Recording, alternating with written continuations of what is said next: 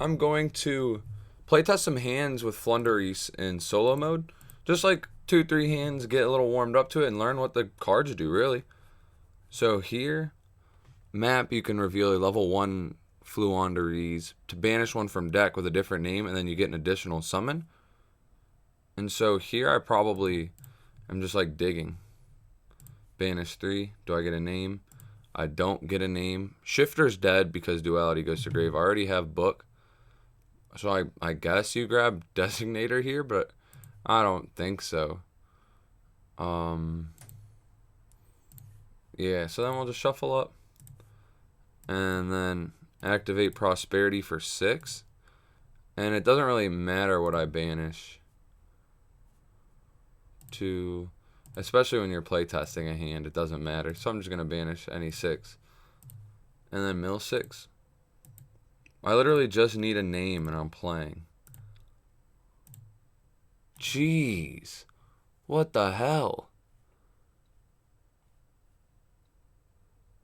That's like insane, actually. I just don't play the game with this hand. Reset, I guess. Fucking hell. That was not a good hand to be my very first test hand. That made me feel like this deck is awful. But it's also, that's anecdotal. It was just one hand. Alright, Prosperity for 6. I'm not even going to bother banishing this time because it doesn't matter what I banish. Alright, I hate this deck. Oh my fucking god. I guess we add Duality. Oh, that's another thing too, though, is that maybe you, in the last hand I did where I went Duality and then I went Prosperity. Maybe because Duality shuffles but Prosperity puts on the bottom, maybe you're supposed to Prosperity first. So there is a chance that I just played that incorrectly. Because, yeah, now we're going to hit Eaglin, and now this hand is like full combo. Alright, so that's already, this is why we do some test hands before playing actual matches, so that I could just learn some little things off the top. And I'm gonna then use map during your main phase, reveal the level level 1, and then banish a Floowandereeze with a different name from your deck, and then you gain an additional normal. And then also if my opponent summons, I get an additional normal. So that's kind of important to remember too. I'm gonna put my glasses back on for this. I believe that you would just probably banish a Robina here because it's the next best one. And then I would get to normal summon Eaglin.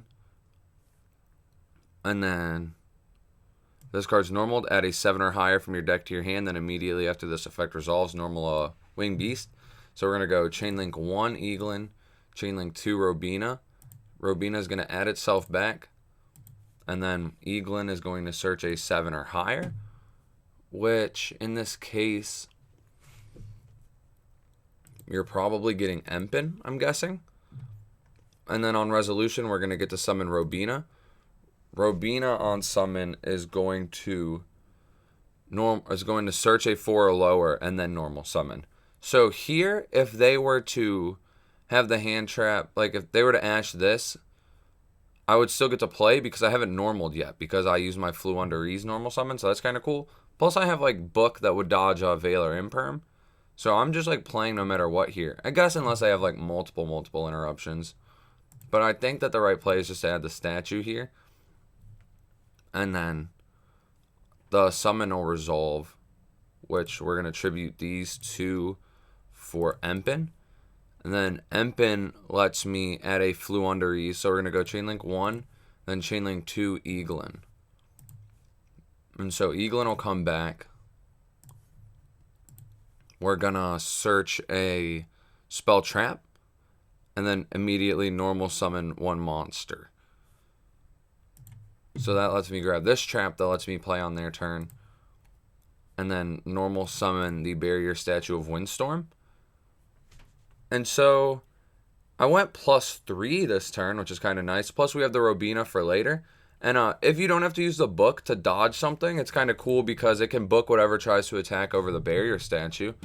And then on their turn, we have this trap, which, when does this proc? Oh, you can just, it's during the main phase. So like we pass turn to them, right? Their turn's up, and I activate this. I can normal summon Eaglin. Eaglin would be chain 1, Robina chain 2. And we just like do the whole turn again that we just did on my turn, but on their turn.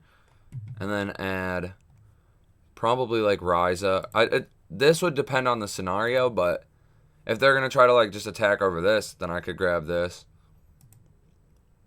And then we would normal summon probably Robina with the Eaglin. Robina's effect is going to search a 4 lower and then summon. And this is another thing. If they have a card that you want to banish, you could grab the Stree and be able to banish one of their cards. Also, there's a world where instead of grabbing this, there's like a lot of lines that in this instance depend on what they do. But you could like, I guess, grab the dude that adds a banished one back. That is what this does, right? Yeah, at target one of your Floowandereeze. Because then I could banish, normal summon, and then use the trap card. It would probably be like Chainlink 1 Empin, Chainlink 2 Trap. And that would book their guy that they attempted to summon to get over this. And then this is going to resolve to search. I don't know what you'd search, probably just the spell. And then the summon would resolve, summoning this, letting me add this back. And we're also going to get Chainlink 2 Eaglin. So like all these cards just come back. This deck feels like a very, very snowbally. Once it gets rolling, you're just going. You're just going and going and going. I'm going to do one more test hand, and then I think I'm going to hit the ranked ladder with it. So here, I feel like you probably just duality first. Boom, boom, boom. I don't know if I would want Robina more or if I would want Prosperity. If I take Prosperity and it like whiffs, I'd probably go summon Eaglin Search, summon Stree, banish, duality, and then tribute summon whatever I search with Eaglin. So like I have a play. So if Prosperity can get something to keep that play safe, then I would be golden. I'll take Prosperity, I think. Oh, it's not giving me a to bottom deck option. There it is. So then here, we banish 6. Oh, I didn't shuffle. Fuck me. Let me put these back. Shuffle up. 1, 2, 3, 4, 5, 6. And that's exactly what we're looking for, the field spell. Because that card just kind of lets you play through some interruptions. It, like, technically it doesn't chain block Veil or Imperm or anything, but it does let you play around them because it gives you that additional summon. So if they hit you in a spot, you could still go. So we're going to reveal the Stree and banish Robina. And then normal Stree, chain 1, chain 2 Robina. Add Robina. Banish one of the pots. And then normal summon Robina. Robina effect. Search. And this is where, like, if they were to interrupt it, you could still go summon Eaglin. Eaglin effect. And then continue to play. So that's where it kind of plays around Valor and Perm. Even though it doesn't directly chain block or stop the cards, it kind of gives you some follow-up. Robina will add this statue for me.